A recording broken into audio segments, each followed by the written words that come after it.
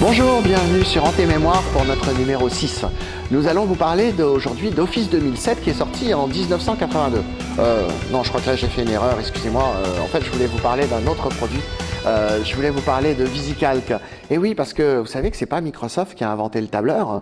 C'est pas Bill Gates. Bill Gates, il a inventé plein de choses, mais il a aussi de temps en temps pris les idées de certains et il a réussi à transformer l'essai avec Multiplan, qui est devenu ensuite Microsoft Office. Mais avant tout ça, il y avait VisiCalc. Alors VisiCalc a été inventé par deux jeunes dont, si vous voyez les photos, on n'a pas voulu vous les montrer parce qu'ils avaient vraiment une tête horrible, des grosses lunettes et plein de barbe.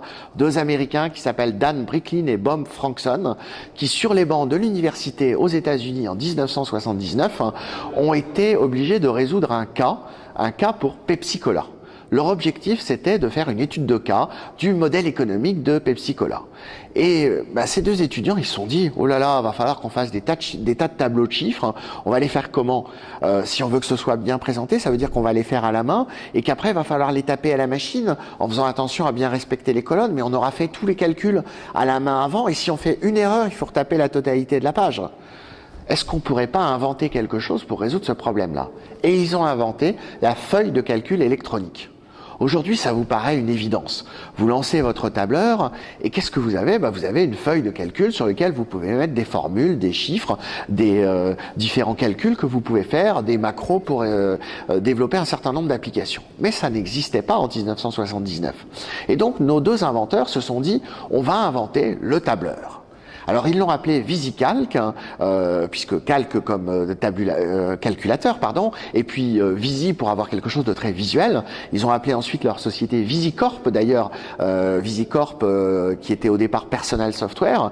Et puis VisiCalc, ça a été un succès fantastique. Ça a été ce qu'on appelle la killer app, l'application qui a véritablement fait décoller les PC professionnels. Au départ, il a été écrit pour l'Apple II, et puis très vite, il a été développé sur d'autres machines, les TRS-80, les IBM PC, les Osborne, etc.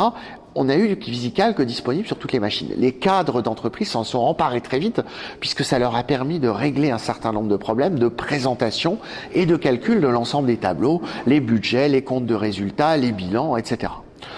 VisiCalc, ça n'a pas duré très longtemps, ça a duré quelques années, ça a été un grand succès. Il y a encore aujourd'hui des fans, alors on n'utilise plus VisiCalc, heureusement d'ailleurs, puisque on a développé des tas d'autres choses beaucoup plus intéressantes dans les tableurs.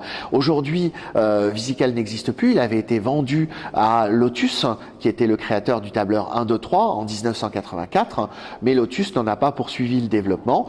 Il reste aujourd'hui des sites web, on vous mettra le lien juste en dessous de l'émission, qui vous permettront de voir les anciennes copies d'écran, toute l'histoire de VisiCalc, des photos qui avaient été prises par les créateurs à cette époque-là. Vous découvrirez comment le tableur VisiCalc a véritablement révolutionné le monde de l'informatique professionnelle.